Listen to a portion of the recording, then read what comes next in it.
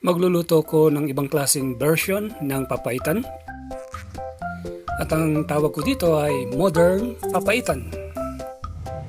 Tara, luto tayo mga kaibigan.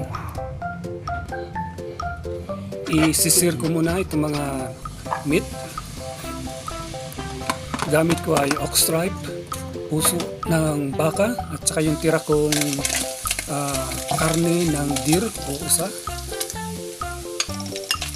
The best po na sinasangkot natin muna ito o pinapantry, tapos nagdidikit-dikit siya sa kawali, parang sunog. Yun po ang nagpapasarap talaga ng gusto dyan.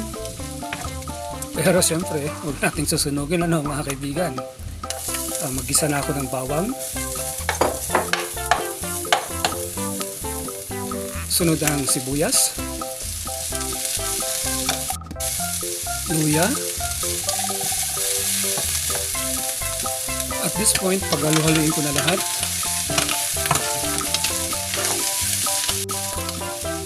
Lalagyan ko rin ito ng celery.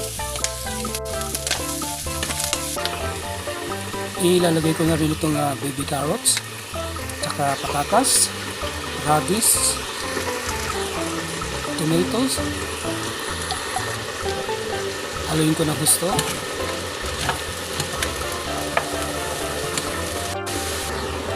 At tatakpan ko siya ng mga 2 minutes. After 2 minutes, lagyan ko ng sili, serrano pepper,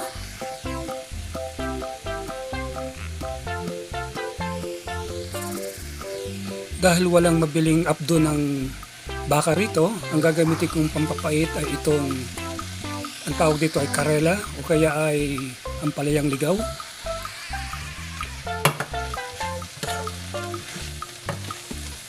Masustansya po ang papaitang ito mga kaibigan.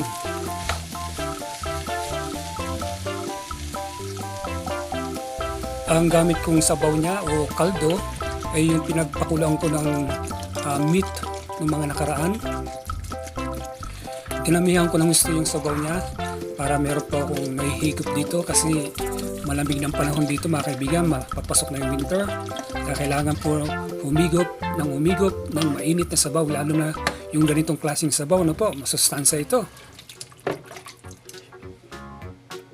Ilagay ko na yung mga pampalasa. Ayan, beef cubes, asin, paminta. Lagyan ko rin siya ng fish sauce o kaya patis para magkaroon po siya ng umami flavor. And then 2 sandok na lime juice o dayap. Grabe mga kaibigan, sa amoy pa lang at saka yung kulay niya, talaga pong katakam-takam na. At para madagdagan ng pait niya, nalagyan ko siya ng fresh lime kasama yung balat, kasi yung balat niya, yun ang magdadagdag ng pait. Takpan ko, pakukulang ko siya ng 2 minutes.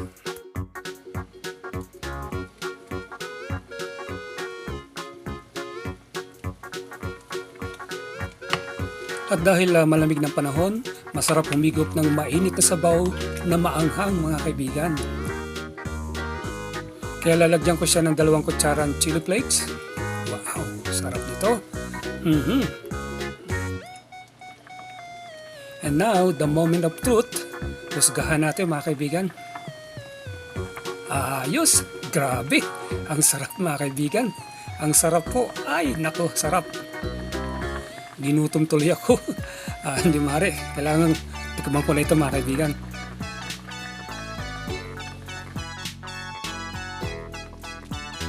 Special yung kanin ko. Basmati rice.